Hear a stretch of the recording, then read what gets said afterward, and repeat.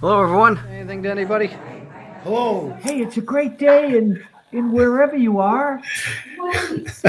Good morning, everybody. It is Saturday, May 20th, 9:32 a.m. Eastern Time. And hope everybody's doing well. Dave and Dan here, as usual. Our weekly purview of what we think is going on with the markets. Two or three big events in the last week or so. Just as a recap, one of them being the May 15th government interest payment on the aggregate debt that we all know to be around 32 trillion at this point. But guess what?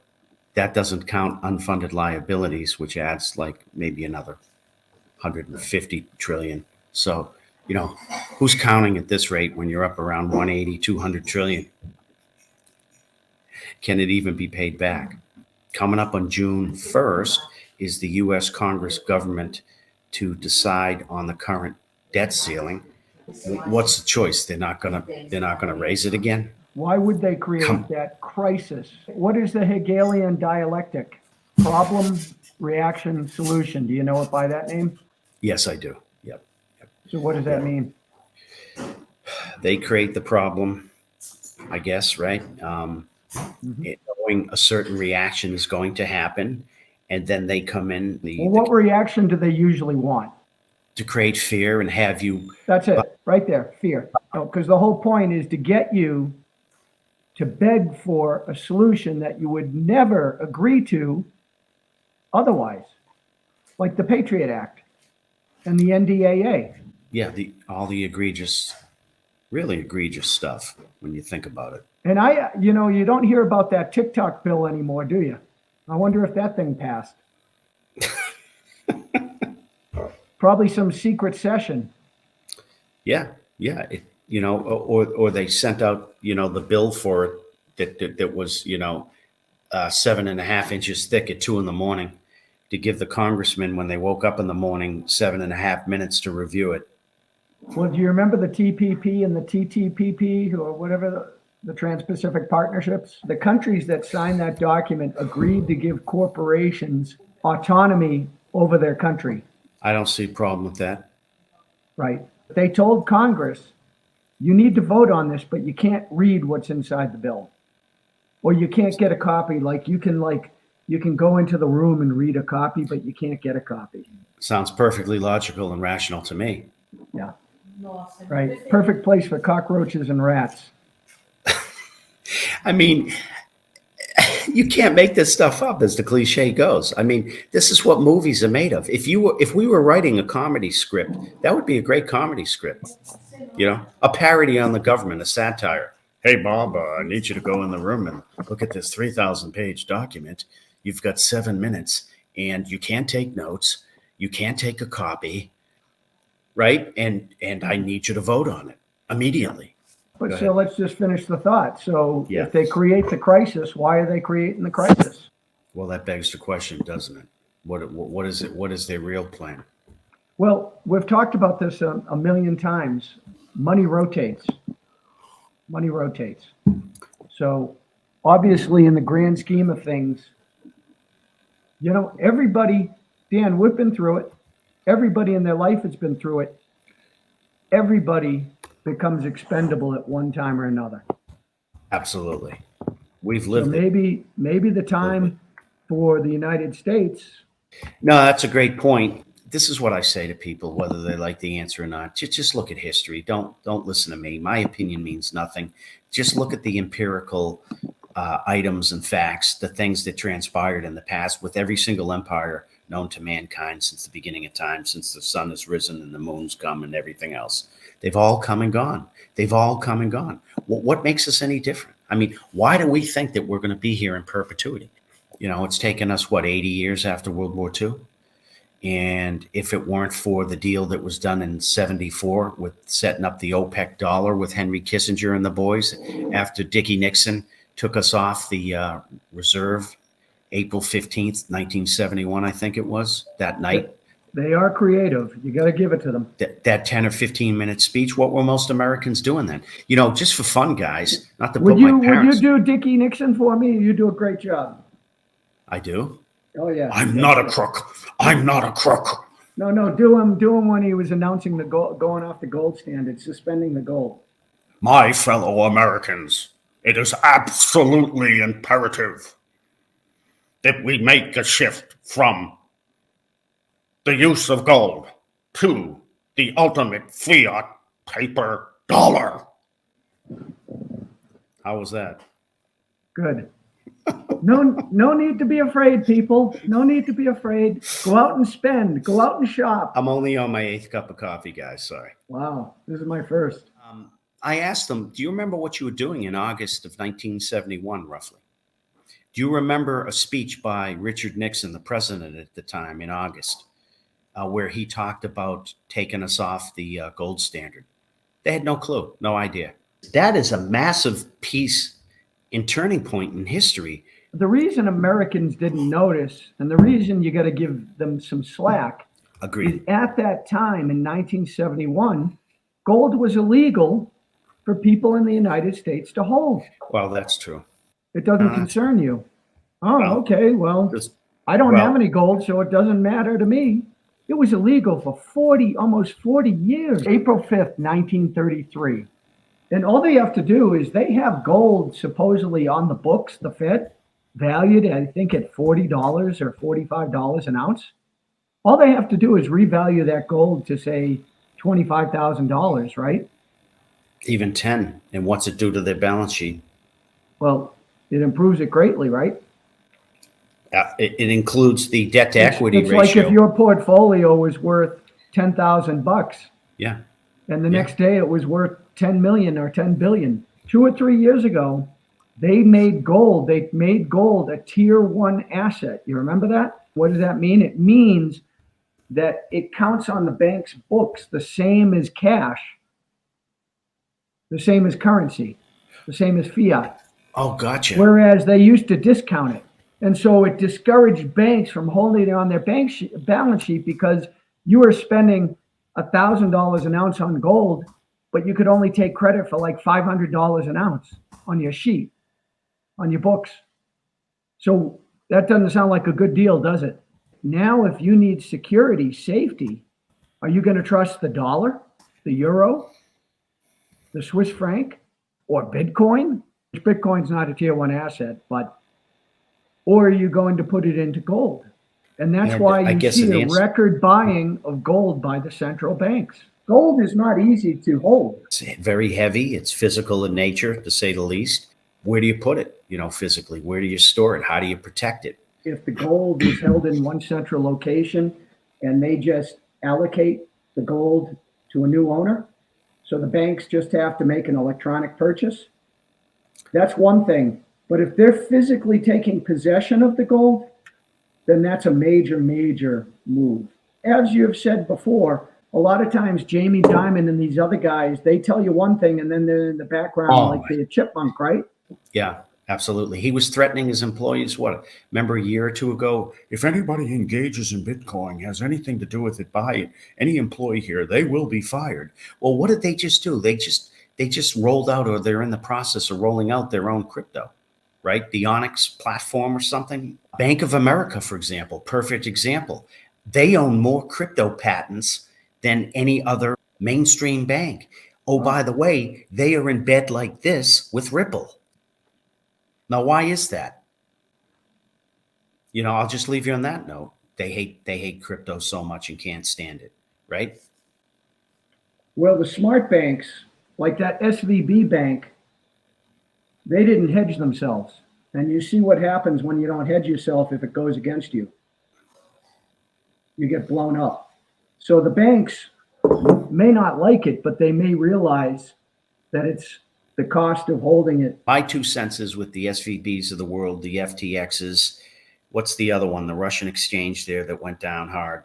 Strategically, in my view, taken out. In which a vacuum's been created in that space so that vacuum could be filled accordingly. And we're seeing it play out. That's my opinion. And while they're doing that at the same time, they're also taking the regional banks out also, which creates yet another vacuum and a void that will be filled so that they can grow even bigger and fatter and have more girth. Everything's being centralized, guys. It's not a unipolar world where everything is done a certain way. Anything is possible today. We've seen that in the last 5 years, especially since the pandemic. People have to realize that the impossible is now possible. Whatever you can think of, it could be a black swan, like a sun flare or an EMP, something that dramatic. It could be, Or aliens. absolutely. They're starting to say stuff like that. Yeah, extraterrestrial. Anything to make you, well, something's going on over here. The other thing is the speed with which things can happen now. Well, yeah, we can. It You're could go right. around the world in the flash of a second. We're encroaching Internet 3.0. Bandwidth speeds are faster than ever. You now have gig bandwidth, maybe more now, but gig bandwidth. It used to be 100 megabits. Now it's a gig to the desktop.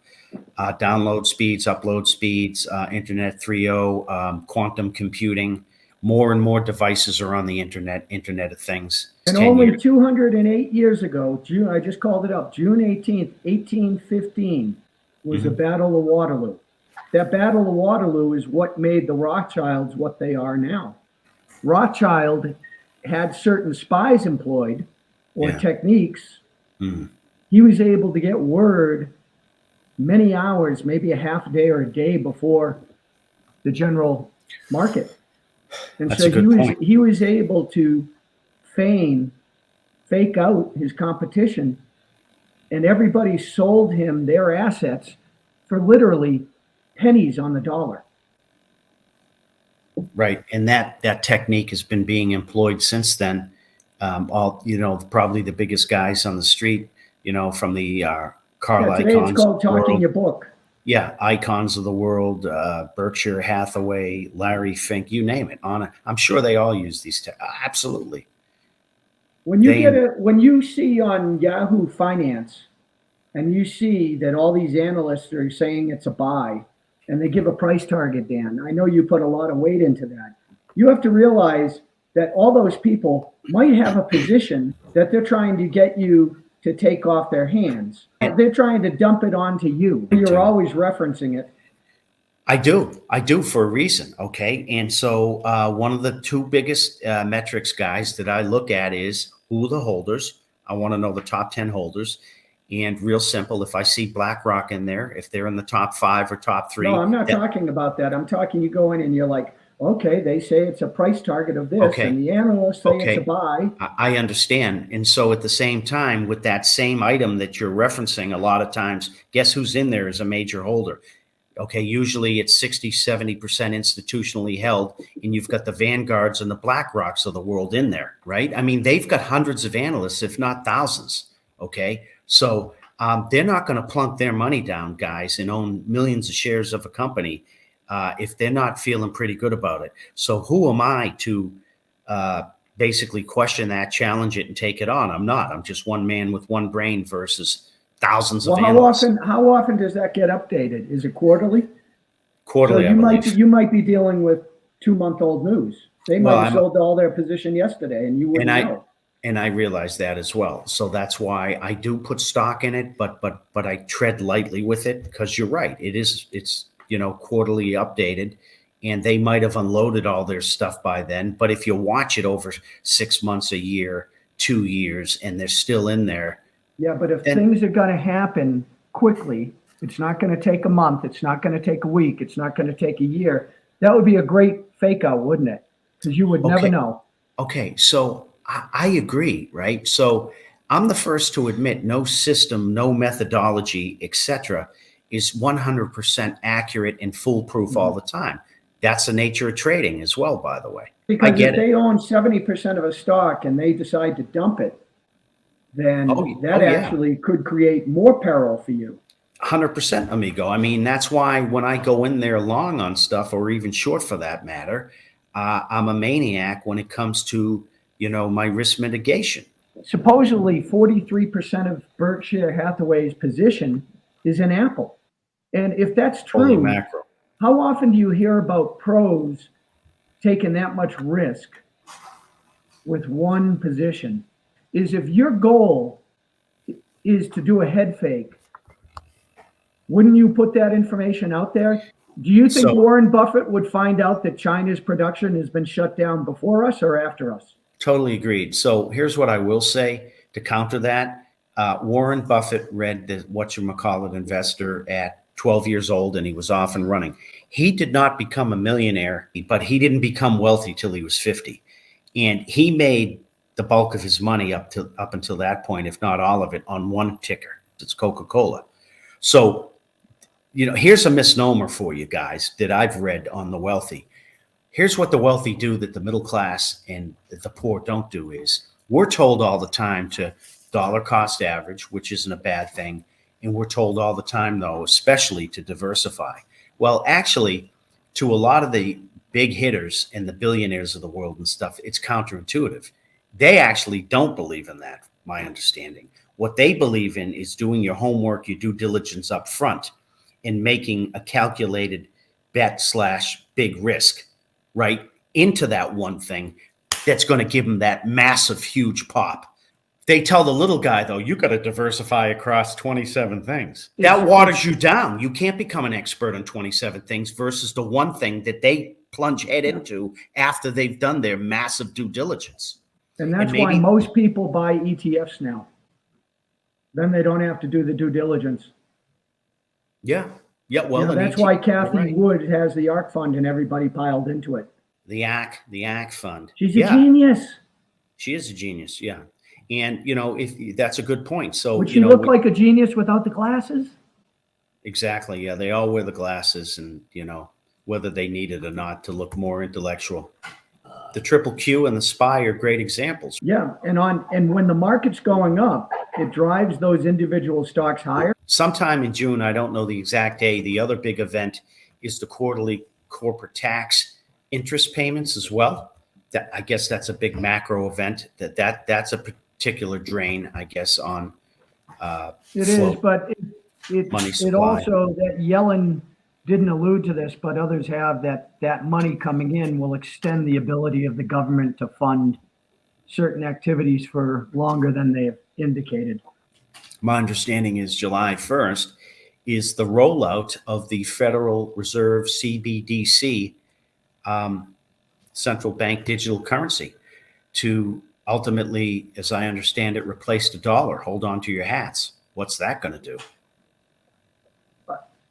Does anybody know? I'm not sure. The only way that's going to work, and that's where I said problem, reaction, solution. If the powers that be have decided they want to do that thing, they're not going to be able to just roll that thing out. Okay, the Federal Reserve is already a violation of the Constitution of the United States. It violates it. It says clearly right in there that only Congress can print money, create coin money. Right. Yeah. Only Congress can do that. So anybody can read the Constitution. I have a copy on my desk. Does it say Congress can delegate to a third party? Does it say Congress can delegate to a group of foreign banks who control the world? No, it doesn't say that. Not that I recall, nor is there an amendment. No, that's what Alexander Hamilton wanted.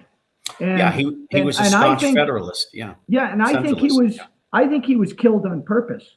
Aaron Burr killed him, but I think they wanted him out of the way. The age-old, that's what they've done for millennia. Yeah, I mean, without diatribing into that, he was a centralist, if you know your history at all, and I wouldn't doubt it. Didn't they make 2 or 3 attempts before even 1913? The founding fathers were going back and forth. There were 2 central banks of the U.S., and Jackson killed the second one. And the founding fathers lived this stuff firsthand, guys. They were against it because they saw what stuff like this did. And yet we fell right back into it in 1913. Good old Woodrow Wilson. Two of his biggest regrets. He was just a pawn. Yep. Yeah. He was a patsy or whatever. But 2 of his biggest regrets, right? The Federal Reserve and the Rothschilds. And not NATO, but League of Nations. I guess the precursor to NATO. Those were his. No, the precursor to the UN. But wasn't that his second? NATO is a defensive treaty. Yeah, North Atlantic Treaty Organization, right? A little different. My bad. Very different. Yep. They should delete them all. All of them are useless. Yeah, but why should they? Because like Trump said, we're paying the freight and the bill for everybody. So, it's a good deal for the rest of the world. I want to drive home how fast these things happen. And I'm sure that everybody has heard the quote from The Sun Also Rises, Ernest Hemingway. But the quote is, how did you go bankrupt? 2 ways, gradually, then suddenly, which drives home how quickly these things can happen. You're teetering along and then boom. And these things happen Absolutely. so quickly. It's where the saying is, it's better to be a year early than a day late. The purpose of this chapter is to help you understand the power of compounding. If something grows over time, such as population, demand for oil, money supply, really anything that steadily increases in size, and you graph it over time, the graph will look like a hockey stick. If something is increasing over time on a percentage basis, it's growing exponentially. Using an example drawing on the magnificent work of Dr. Albert Bartlett, let me illustrate the power of compounding for you. Suppose I had a magic eyedropper and I placed a single drop of water in the middle of your left hand. The magic part is that this drop of water is going to double in size every minute. At first, nothing seems to be happening. But by the end of a minute, that tiny drop is now the size of 2 tiny drops. After another minute, you now have a little pool of water that is slightly smaller in diameter than a dime sitting in your hand. After 6 minutes, you have enough water to fill a thimble. Now, suppose we take our magic eyedropper to Yankee Stadium, and right at 12 o'clock in the afternoon, we place a magic drop way down there on the pitcher's mound. To make this really interesting, suppose that the park is watertight and that I handcuff you to one of the very highest bleacher seats. My question to you is, how long do you have to escape from the handcuffs? When would the stadium be completely filled with water? Would it be days, weeks, months, years? How long would that take? I'll give you a few seconds to think about it. The answer is you have until 12:50 on that same day to figure out how you're going to get out of those handcuffs. In 50 minutes, our modest little drop of water has completely managed to fill Yankee Stadium. Now let me ask you the more important question. At what time of the day would Yankee Stadium still be 93% empty space, and how many of you would realize the seriousness of your predicament? Any guesses? The answer is 12:45. If you were sitting idly in your bleacher seat waiting for help to arrive, by the time the field was covered with less than 5 feet of water, you would only have 5 minutes left to get free. And that right there illustrates one of the key features of compound growth. The one thing I want you to take away from all this is, with exponential functions, the action really only heats up in the last few moments. You sat in your bleacher seat for 45 minutes and nothing much seemed to be happening. And then in 4 minutes, bang, the whole place was full.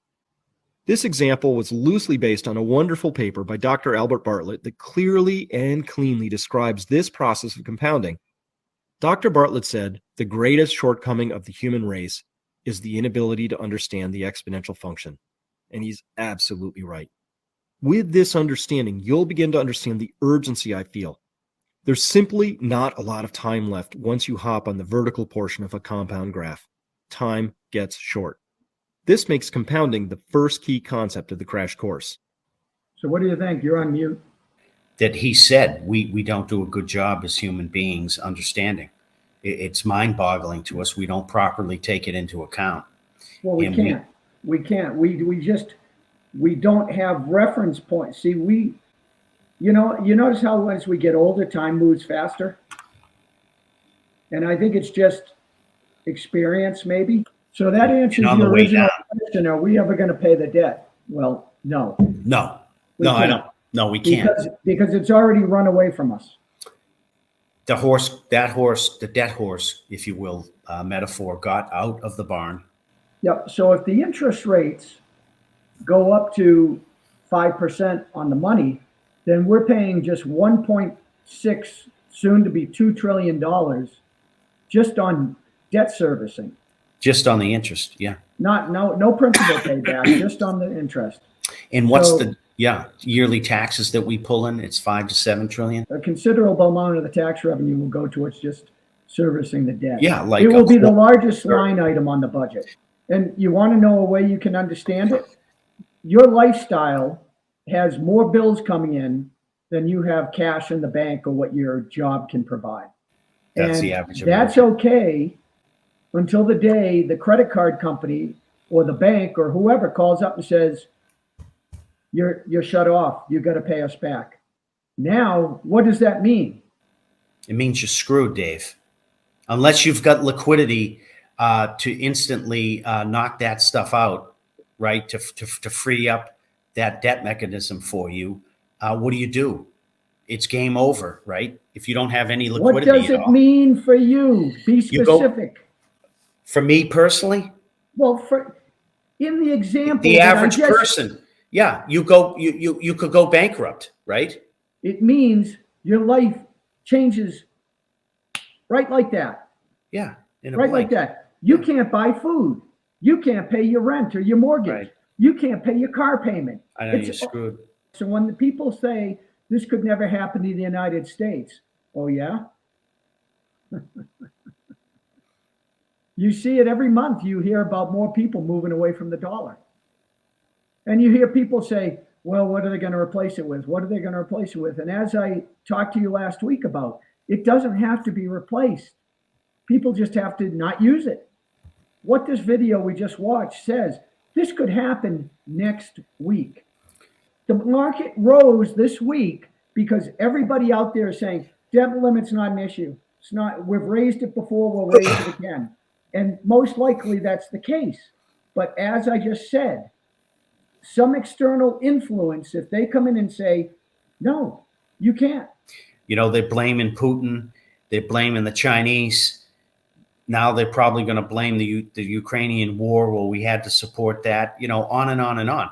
It's a game of musical chairs. But how is it his fault that we're experiencing what we're experiencing with inflation and stuff and interest rates and everything else? And now the de-dollarization that's slowly creeping in bigger and bigger. The U.S. chose a boomerang as the weapon. They threw it. It missed the target. It missed the target. And it came back and hit us in the head. That's an excellent, I think, metaphor. And when we weaponized the dollar recently with Biden and company against the Russians, you know, with the SWIFT system and all this stuff, that's a great metaphor. That's part of the boomerang, if not all of it, or a lot of it. Boomerang effect. You're right. We threw the boomerang at his head, head hunting, trying to take his friggin' head off, and he was able to duck. And it truly is a game of musical chairs. And yeah, I'm not sure you can ever be prepared for what's coming, and or even worry about it. But if somebody is leveraged with a lot of debt, you know, people think that there's going to be a debt jubilee and the debt will just go away. Well, they might have to, because in some ways, if they don't, they'll know if they're fine with that, I guess, and have provisions for it. If they don't, they'll crush everybody. They will absolutely pancake everybody.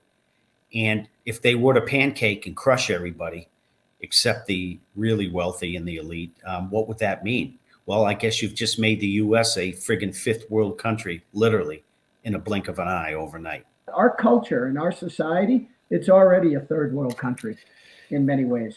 Everything gets centralized up to the top in a third world country. You have very little middle class, you have a large poor, and a very small rich group. And that's the same thing with corporations. You notice the mom and pops are going bye-bye. Everything's being relegated to the top few. These are clear and present dangers to our entire way of life. And to ignore them, well, it could mean the difference between life and death, literally. Because very few people have a sense of community now where they can rely on somebody in dark times, or they have a group where they can survive to ride out any of these storms.